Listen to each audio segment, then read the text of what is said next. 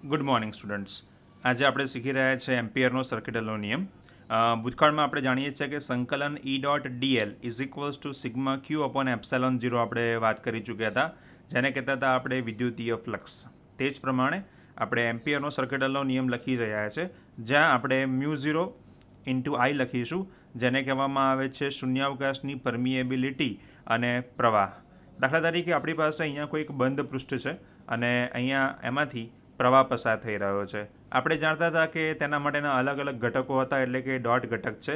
તો સૌથી પહેલાં આપણે સ્ટાર્ટ કરીએ છીએ સંકલન B.dl is equals to mu 0 into આઈ. આપ જાણો છો સારી રીતે કે ડોટ ગુણાકાર છે, તેના માટે આપણે લખીએ છીએ A.B ઇઝ ઇક્વલ્સ ટુ તો AB cos થીટા.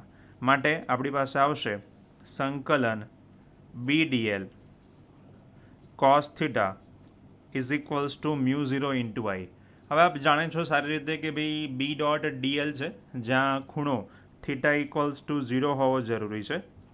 તો આપણી પાસે મળશે સંકલન BDL cos 0ની કિંમત છે 1 મ્યુ 0 ઇન્ટુ આઈ. જે આપણે લખી શકીએ છીએ ડોટ ડીએલમાંથી આપણે કરી નાખ્યું છે માત્ર ડીએલ. તો બીને આઉટસાઇડ ઓફ ઇન્ટિગ્રેશન લેતા સંકલન DL is equals to mu 0 into આઈ. આપ જોઈ રહ્યા છો કે આપણી પાસે આ એક વર્તુળમય ભાગ છે, જેને આપણે એવી રીતે કન્વર્ટ કરીએ કે સંકલન DL is equals to L is equals two તો 2πr. માટે આપણને મળશે અહીંયા બી સંકલન ડીએલની કિંમત આપણને મળે છે 2πr is equals to mu 0 into I. માટે આપણને મળશે B is equals to mu 0 I divide by 2πr. આપ જોઈ શકો છો કે બી અને આર વચ્ચેનો જે સંબંધ જે છે એ વ્યસ્તનો સંબંધ છે. આ સૂત્ર જે છે એને આપણે આવા સ્વરૂપમાં કન્વર્ટ કરી શકીએ કે જ્યાં mu 0 into 2i divide by 4π into R, જ્યાં સૂત્રમાં કોઈ પણ પ્રકારનો ફેરફાર થતો હોતો નથી. સૂત્ર જે છે તે એમનું એમ જ છે, પરંતુ ખાલી માત્ર 2 વડે ગુણ્યા, કારણ કે આપણે હેબિચ્યુઅલ છે મ્યુ 0 અપોન 4π લખવા માટે.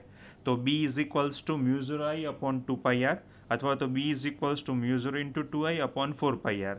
હવે આપ જાણી રહ્યા છો કે જો થીટા ઇઝ ઇક્વલ્સ ટુ π/2 હોય તો આપણને ચુંબકીય ફ્લક્સ કે એમ્પિયરનો સર્કિટલનો નિયમ લાગુ પડતો નથી.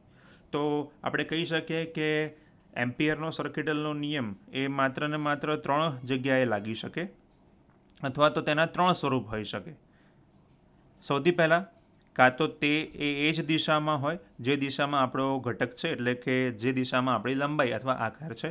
બીજું, કાં તો તે લંબ હોઈ શકે, જે પોસિબલ છે નહીં. અને માત્ર ત્રીજો ભાગ, જેને કહેવામાં આવે છે શૂન્ય.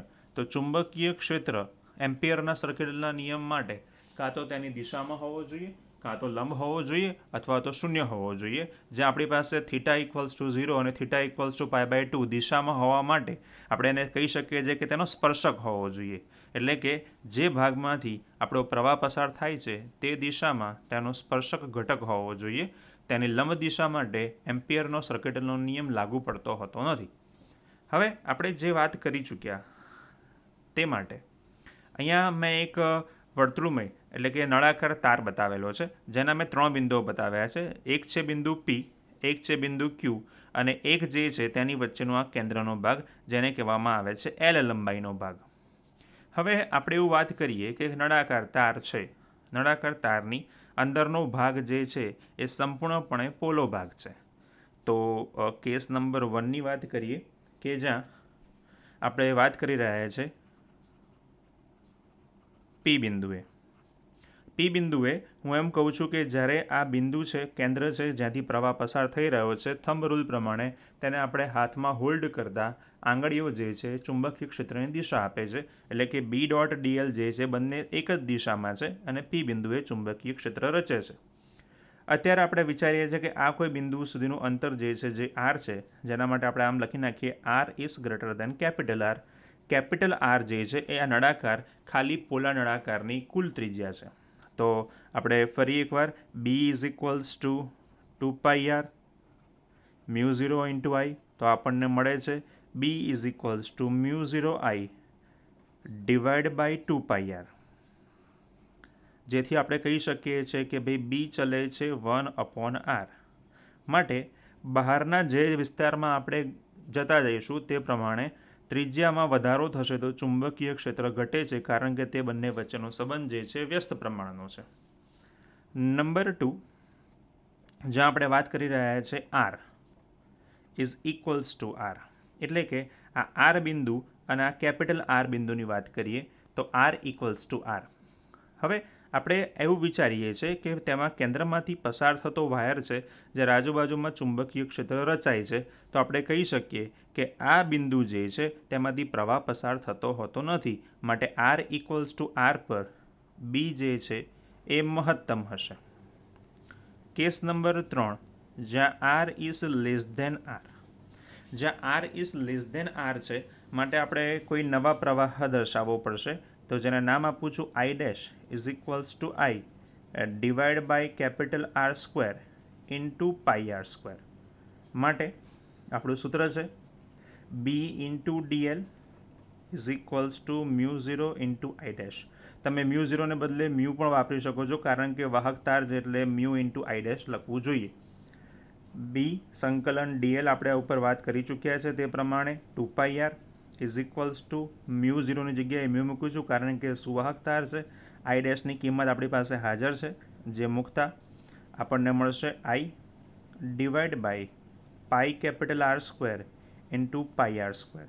તો આપણે લખી શકીએ છીએ B is equals to mu I pi R square divide by 2 square capital R square into r. તો આપણને મળશે બી ચલે છે આર. તો આનો અર્થ એવો થયો કે અંદરના વિસ્તાર જે છે ત્યાં આ એટલે કે પ્રોપર ત્રિજ્યા હશે તો બી ચલે છે આરનો સંબંધ હશે, એટલે કે સમપ્રમાણનો હશે. તો આનો અર્થ આપણે આલેખમાં વાત કરીએ તો બી ચલે છે આર, જ્યાં આર ઇક્વલ્સ ટુ આર પર તે મહત્તમ હશે, અને ત્યારબાદ બહારના બિંદુ પી પર બી ચલે છે 1/r પ્રમાણે તેની કિંમત જે છે ઘટતી હશે.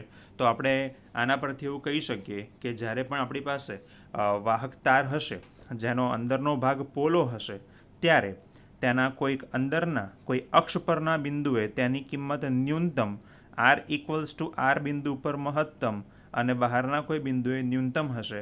તો આપણે તેના માટે મેન્ટોસ લખીએ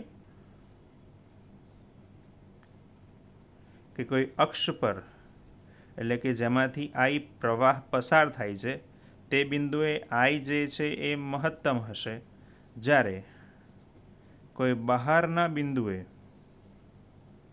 ચુંબકીય ક્ષેત્ર બી ન્યૂનતમ હોઈ શકે. તો મિત્રો આપણે આગળ હવે જે આના પછીની ક્લિપ શીખી રહ્યા છે તેમાં આપણે શીખી રહ્યા છીએ સોલેનોઇડ અને ટોરોઇડ, કે જેમાં આપણે આ ચુંબકીય ક્ષેત્ર માટે એમ્પિયરનો સર્કિટલનો નિયમ જે છે તેને આપણે આગળ જોઈશું અને તેના ઉપયોગ તરીકે ચર્ચા કરીશું. Thank you.